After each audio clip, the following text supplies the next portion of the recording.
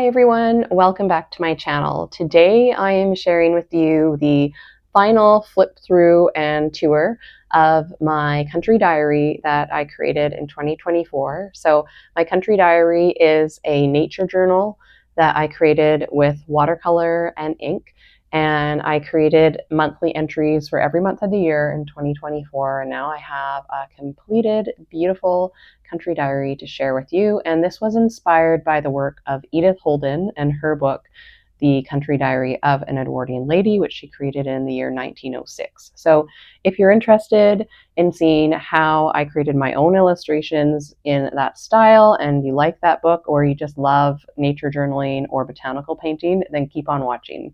All right, so here's my country diary. It's all put back together with the spiral binding. I did take this out while I was working on it. One, so I didn't bump my hand into it because I'm left-handed, and two, because I decided I wanted to use different types of watercolor paper. I wasn't fully happy with the speedball fluid paper I was using for all the types of paintings that I was doing. So this project, my country diary, is a mix of Arches, cold press paper, Dollar Rowney Aquafine cold press paper, and fluid paper by Speedball cold press. I don't actually like using hot press paper for my work, even though most botanical artists do. But without further ado, let's dive in. So this is my title page. I'm going to try and not babble or talk too much about each page, just so we can do the flip through. Not take forever. Move this over. So here is January, and I ended up making a map on the back of this page. They're not like super refined, but they're meaningful to me, which is what's important. This is a map of Living Forest RV Resort, which is where we were staying in our RV. We renovated it into a tiny home. We're living in it for a time. When I started this, back when my son was 3 months old, in January last year, 2024. So this is a map of the site, and then I marked a few areas of some significance for me. So this is sort of the ocean. We were staying like right here. So this is where I found the spotted coral root, which I featured in May. The sweet blue violets, first flowers that I found in the spring.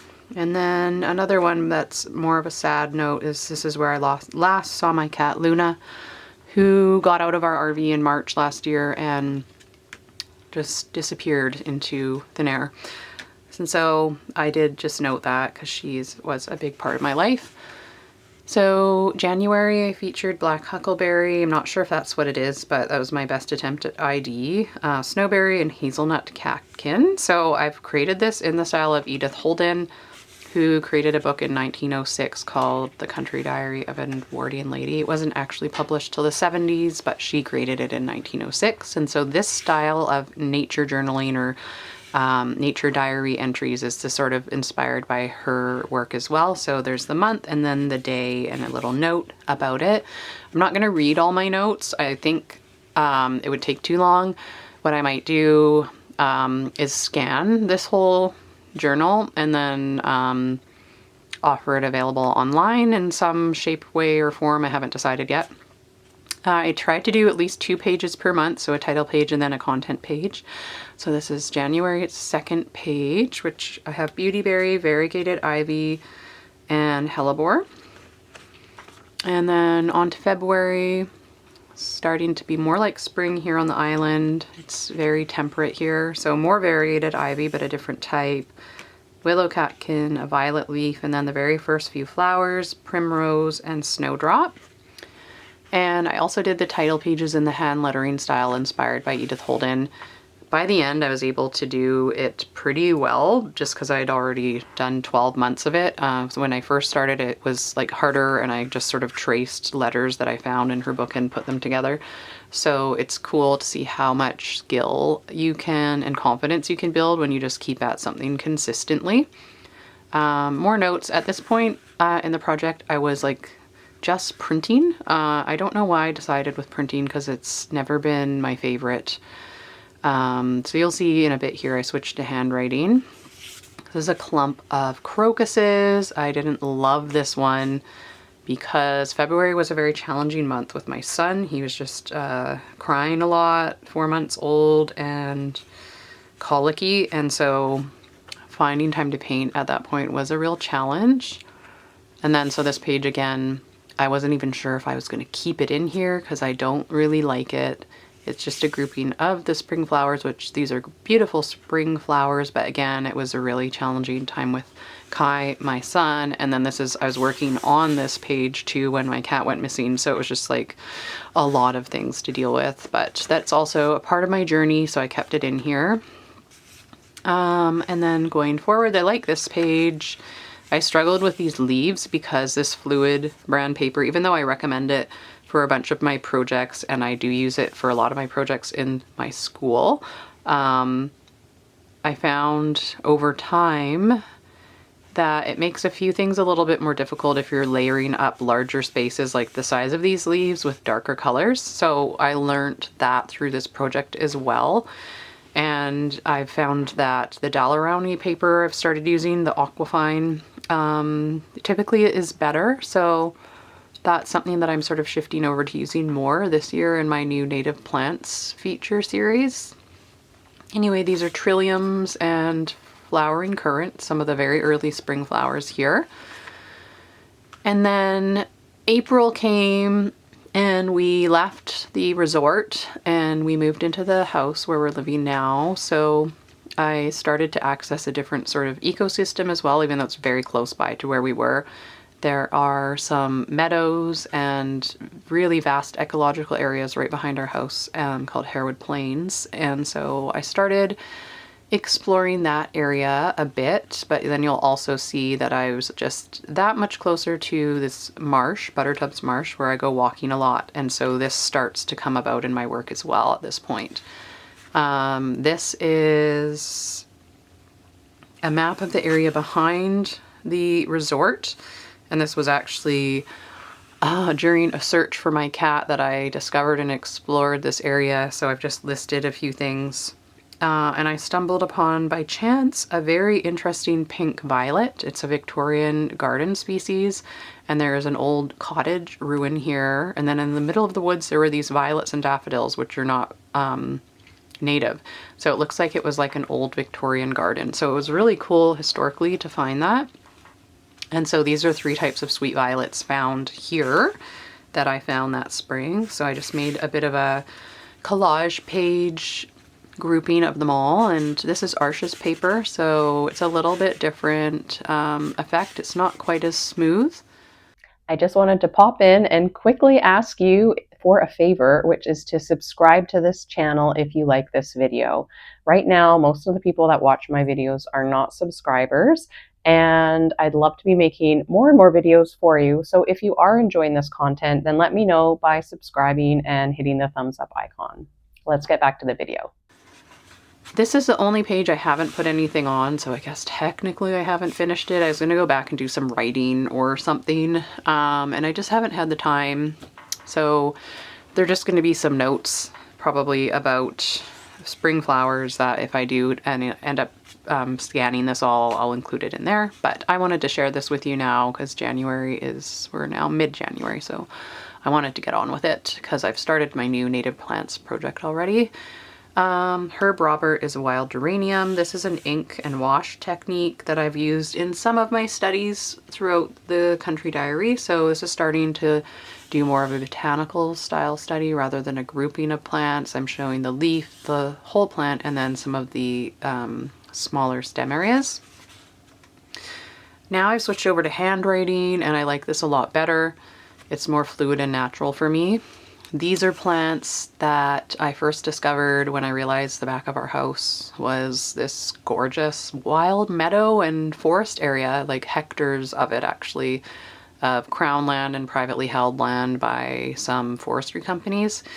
So the area is vast. I plan to explore it and hike through it more this spring now that my son is a bit older and I can leave him with somebody, because I wouldn't take him back deep into the meadows and woods here because we do have a lot of cougars and bears. I'm not so much worried about the black bears But cougars are very attracted by tiny, small, squeaky voices. So I just wouldn't want to risk doing that with such a small child. So anyway, this is just right behind our house. There was a meadow with checkered lilies, camas, sea blush, and monkey flower. So this is a really beautiful, happy page. I enjoyed doing it, and it was like a sort of a fresh start in our life last spring, moving here, having more space, and my son was also starting to sleep better at that point. I was still returning to the RV resort at that time because it is really close, and I was still looking for my cat. So while I was looking for her on this time, I can thank Luna for taking me in spirit, maybe, wherever she is, to all these wild places where I found these plants that I wasn't actually searching for. This is the spotted coral root, which is a native plant here I found in the woods by the ocean. And I did some enlargements. This is sort of like a full view of it. And then this is the first time I did these ink drawings. I didn't have time to do a whole painted page, and then I was experimenting and thought maybe I'll add a bit of background in, and I felt really made these ink drawings pop out, and I loved how that was such a simple, easy effect. And like anybody can do that. If you can't draw, you could just trace something and go over it in ink and then just add a little wash. You don't have to have any special watercolor skills. And as you do more of these, your watercolor skills and water control will improve. So this is a great beginner project. Now we are in June, and this is my map of Buttertub's Marsh, which if you watch my channel or any of my content, I will mention the marsh probably almost every post because I walk there every chance I get. It's just a beautiful walking route. It's 5 kilometers when I go 2 times around, and there's such beautiful birds. It's a bird sanctuary. There's plants and native plants, some introduced plants, because it was formerly, I got up really early today, a cultivated area that's now been rehabilitated. So there's a mix of native plants and introduced plants, but I think that actually makes it really interesting. So this is the trail around the marsh, and then I numbered it, and then I wrote a number here, like a little legend, and then wrote down a little note about something I found or an experience I had in each of those places. So like number 9, just to give you an example, is right here. And this is a periwinkle grove. It's a big grove of periwinkle, even though it's invasive and introduced. I still think it's beautiful. And number 8, amethyst deceiver mushroom. So that's where I first found this beautiful purple native mushroom here this fall. So it's really a great way to capture memories. This is the Dalerownie paper, and I just really like how the lights and darks are kind of exaggerated with it. It's not actually 100% cotton paper, which is maybe not as archival, but I enjoy painting on it. It's very economical, so I just choose to use it. And these are sort of just a mix of plants that I found at the estuary, which is back, if we go back to this map, it is the trail down here out to the ocean. I found the harebells there, or the bellflower. And then these ones are from the marsh, the geranium and the buttercup. This geranium is that same geranium I did in ink and wash. So it's neat to do the same plant, but in full watercolor or line and wash. So this is much more like refined. And then this is probably one of my favorite pages, I'd say, in the book so far. And now this is a yellow pond lily, a native water lily here, again at the marsh. And this is sort of the first time I did this type of layout where I did like a full color watercolor illustration and then some ink drawings of some smaller elements or dissections with a little bit of a very faint background around it, and then the common and Latin name. So this is kind of what I call like my botanical study style of page, and I started adding a lot more of these in because I really enjoyed that. So far what I can tell you is up to this point, I've learned a lot about my paper, and how it affects my enjoyment for my watercolor painting experience and my results, regardless of my skill, because my skill is the same. I'm still doing the same techniques throughout. So when people say your paper does not make a difference, it certainly does. And if you would like the same results you're getting from doing a class, whether it's my class or someone else's class, I highly recommend using the same paper that the instructor is using. June is a wonderful time here. It is just so vibrant with plants and life of all sorts. And I just feel like I can never capture enough in June. So I started doing some of these looser studies as well. This is like a botanical tangle is what I call it, just sort of loose styles that don't take me very long. And this is blackberry blossoms and pond rushes, bulrushes from the marsh. So again, that's sort of I did a few of these, not a whole bunch, but they were really fun to do. Here's a foxglove, Digitalis purpura, and so this is sort of that same botanical study style again. And I also added in another classic botanical composition technique here, which is when you have a tall plant and to fit it on the page, you'd have to make it really small. So what you can do is keep it bigger and chop it in half and do this and put the stalk there and then the leaves here. And then I also did a sort of dissection of the flower enlarged as well. And again, really happy with this page. I find foxgloves hard to paint in realism completely with these markings. Those took me quite a while to do. I would have made it bigger probably. And then I actually probably would have done a little bit of this with colored pencil next time for that real sharp precision. July, again, a tangle of wildflowers and just beautiful plants out. This is purple vetch, chicory, California poppy, and everlasting pea. And then the yellow flag iris at the marsh. It is invasive, but I think it's beautiful. So I did a whole full-sized image and then also an enlarged flower image for this one. Here's another one of the loose botanical studies of the pink spirea, or it's called hardhack as well. And I believe it's hard stem bulrush is what this rush is. And more of my handwritten notes. August, this one is a hybrid or introduced water lily that's naturalized itself at the marsh. And then the dragonfly, where they're out a lot that time of year. This is that spirea or hardhack, but an actual botanical style study. So I have my full color portrait. Then I have a line and wash leaf showing you the venation, and then a very enlarged single flower from this very fluffy floret, showing the very fine detail of these flowers, which I think is really neat to do that. I did have to look online to find an enlarged picture and do that because I don't have a microscope and these flowers are like teeny tiny. So I looked on like a university botanical site to get some information on putting that together. August continued. This is a line and wash study. They just sometimes don't take as long, so I wanted to add more. This is a carnivorous plant that's native here, and it is at the marsh, and it's called bladderwort. And you just see the water here, and then these little yellow flowers up above the water. That's just an ink version of the flower front on, rather than just a side view.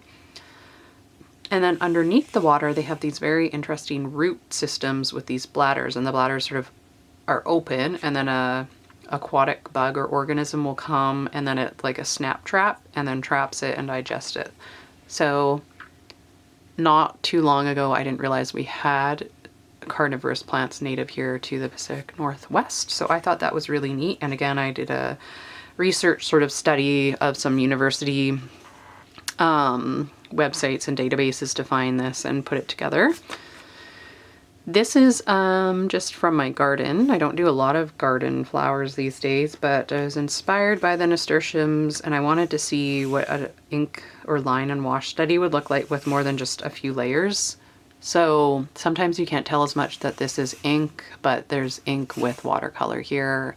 I like how this turned out, but I think I like my pure watercolor better with a few of these type of ink illustrations. So again, just learning as I go. So I like this better. This is what I'm referencing. So the full pure watercolor illustration, then with some ink dissections with that little bit of sort of light gray around them to make them stand out more. That's still August. And here is September. I like how this turned out. This is the mountain ash tree, and I did the berries, a leaf, and then a dissected berry. And I had this at home. I took a sample from a tree nearby and was able to do my own dissection and take a picture, so that was fun.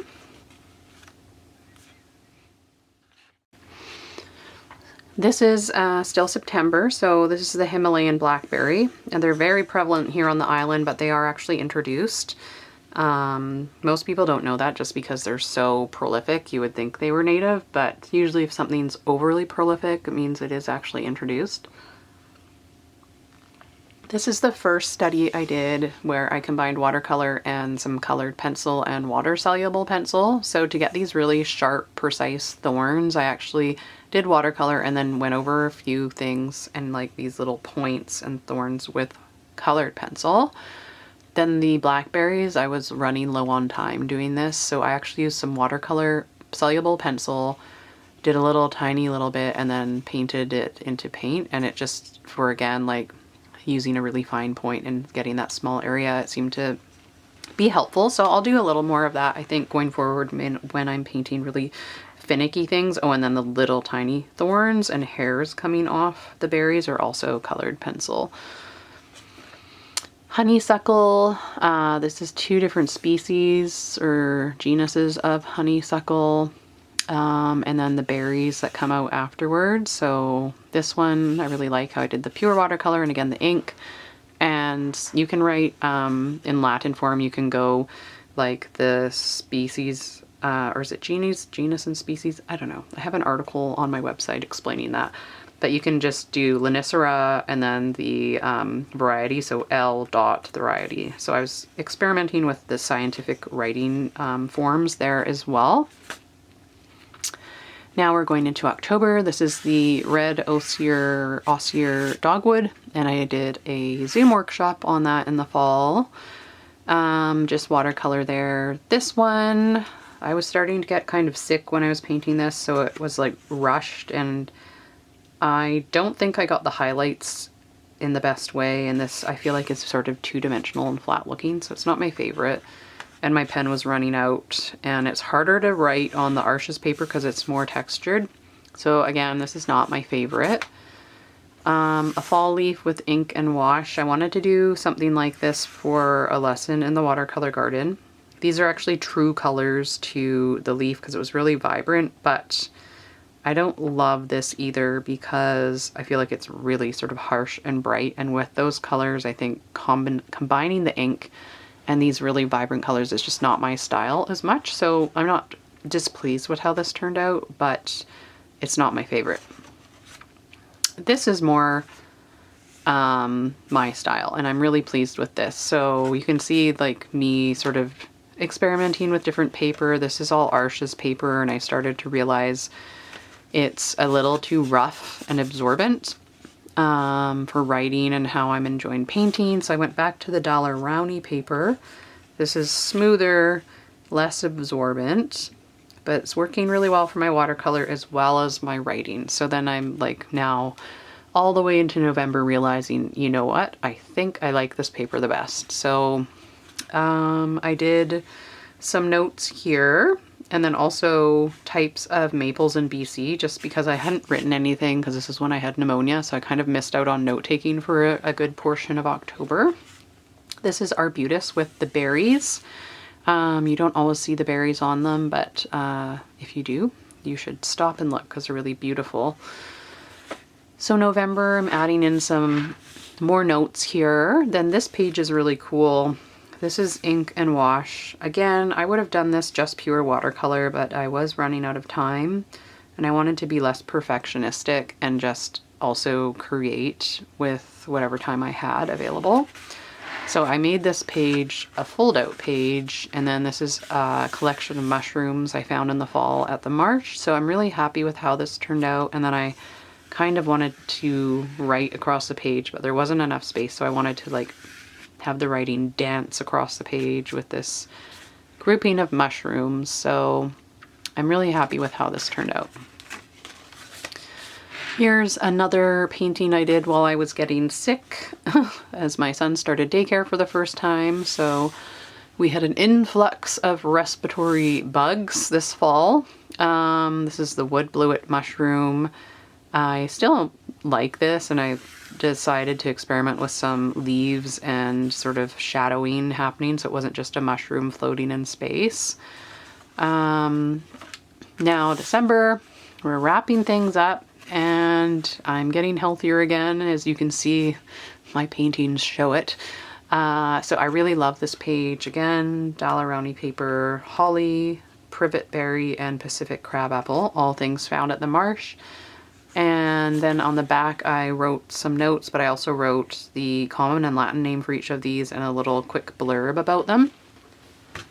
This is a candy cap mushroom, and this I actually made into a full-length class for, well, it's like a lesson in my class, How to Create a Country Diary. I have a class on my membership site, the Watercolour Garden, about how to create your own journal like this, and it's still something I'm building. It's not like I'm not finished it. I have lessons I post each month that add to like the cumulative class, because I'm learning as I go with this too. So I'll be sharing more layout things, more lettering throughout 2025, as well as lessons from my featured native plants. So you'll see there's like a spring, summer, fall, winter section. So as the seasons go, I'll be putting more seasonal content and painting lessons in this class. And then more of my notes, and then this is my final page, and it's actually not native plants, but I wanted to paint a shiny camellia leaf. I was really inspired by these pictures that I had, so I wanted to add this in, and this is my lesson I'll be posting in the Country Diary class coming up. I just need to do the voiceover on this for the step-by-step instruction, and then I also have the lesson on how to put this little background in, so that's exciting. And I really like how this white camellia sort of jumps off the page now with this little simple background. So I wrote some facts about camellias. These are my nature notes, and the Camellia SP, because I wasn't sure which varieties these are. And then my final note that I wrote on December 31st, I'll read this just because I haven't read any of them for you. Says, last day of the year and the last day page of my first ever country diary. The year was full of love and loss. I watched Kai grow from a tiny preemie baby into a toddler. My heart broke when Luna went missing, and the search for her kept my wounds open. Welcoming Frodo Baggins brought us all healing. That's my new cat. We adopted an adult cat from an animal shelter in July. And his life and ours have all been enriched. The students in the Watercolour Garden are amazing, and my membership has doubled. I'm so thankful for that. I look forward to the growth that we'll see in 2025, and my greatest wish is to let go of old habits and old hurts go and become my true self in the new year, and do that with more painting than ever.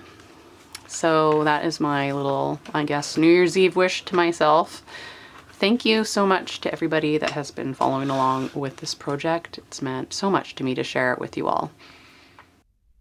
Thank you so much for watching to the end of this video. And so that is a wrap. My country diary for 2024 is complete. And again, I just want to thank everybody for their interest and support on this project. And if you're interested in learning how to do something like this yourself, then check out the video description. I have links to a class that I've made showing you how to make your own country diary. And this year in 2025, I'm continuing to launch new lessons in that class each month that are botanically inspired, and I have a lovely community online working through it with me. So if that's something that interests you, then check out the links below. And again, I think I said it in my last video, but I never expected the improvement I would see in my own confidence and enjoyment of creating watercolor botanical illustrations, but not just the actual skills for painting, but really the skills for creating collections and layouts and compositions. Really, that really improved for me. And I couldn't really tell, what would come out of this project. So I'm just so thankful that I did do this consistently, because it was a huge success for improving in that area. And so, again, I just wanted to thank you all for following along with me, and I will see you in my next video.